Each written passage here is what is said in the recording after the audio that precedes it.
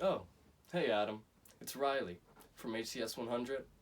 Today I'd like to talk a little bit more about conspiracies, as we both are very well into conspiracy theories, I know already. The conspiracy I would like to talk about today is mainly the 5G conspiracy with coronavirus. Some people believe that the newly installed technological cellular network of 5G is in some way creating or affecting those with coronavirus. Now, if we go through the misinformation that's spread about this pandemic, it's actually pretty easy to find any type of information that supports your claim, but we need to look at the actual logical arguments to identify the fallacies within this conspiracy. So first we have to identify or go over a little bit more about what is 5G. So I use Wikipedia for this, mostly the reference sites, but there's some good information from the people who aren't lying on Wikipedia. And mostly 5G is just an advanced cellular network. It's just one more than 4G with increased bandwidth. This means that it has an increased download speed, and to do so it has to have a higher frequency for its radio waves. This means that they're a lot smaller. They're called millimeter waves, and this reduces the range. So they may be faster, but it's only affecting the direct radius of around 1 mile from the tower. And that's all we really need to know about 5G for the moment. Another thing we can add is that it has a non-ionizing radiation that's emitted from it, but that's from most wireless technology. They have some sort of radiation emitted from it. Now we can look a little bit more into what is coronavirus.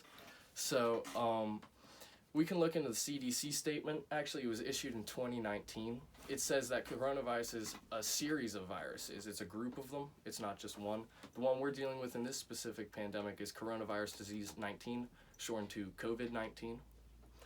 And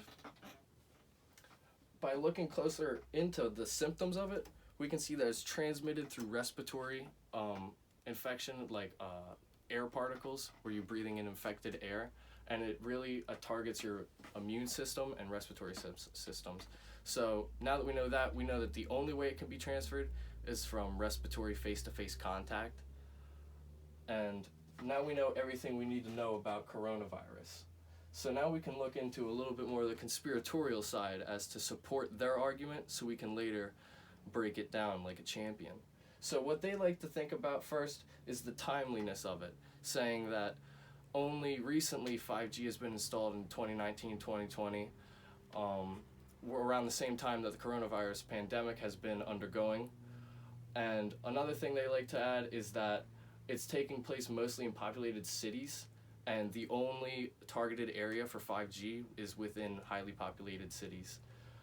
Now, the last piece of information we have to look through is the statement issued by the Federal Communication Committee, and in that they said that the radio frequency energy that can be absorbed through the skin can actually go over a certain limit, and when it does, it has adverse health effects on that tissue, such as like cancer and degradation of the cells. So that's very unhealthy.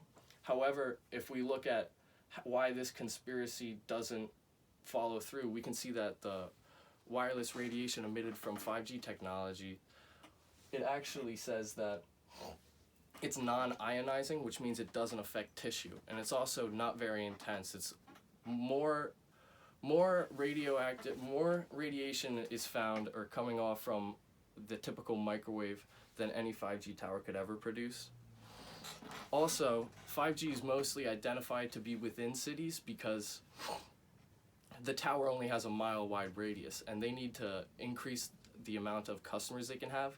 So it makes sense that they need a higher population density, like a city, for them to even incentivize installing a tower like that.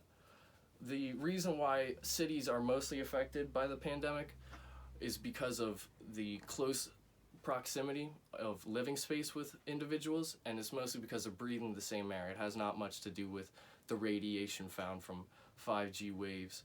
So in conclusion, we can see that 5G does not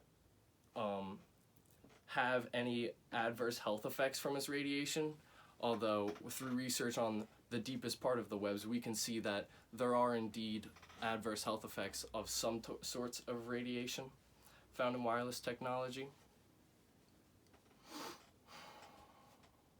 If there's one more I'd like to leave you with, it would be that a viral respiratory infection can't be transmitted through radio frequency waves.